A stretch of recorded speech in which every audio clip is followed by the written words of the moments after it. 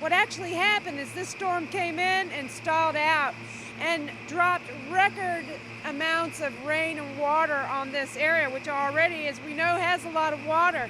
So people who were never flooded during Katrina flooded in this storm, and then power went out to 750,000 households here in Louisiana.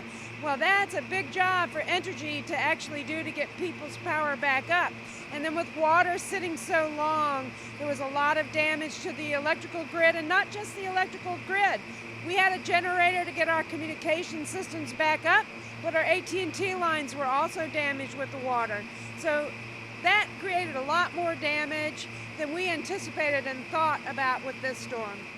Hazmat came in with that big truck and evacuated me and my son, my daughter, and 2 grandchildren. And my 2 nieces live next door. They had to get out. Water had been in the house, and it was scary.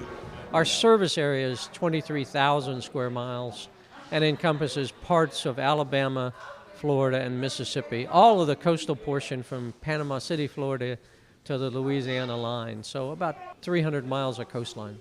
The government has disaster food assistance called DSNAP, but it only happens if your area is declared a disaster by the president. Parts of the areas that are not, because they're not seriously damaged. But the people who are living on the edge feel the damage anyway.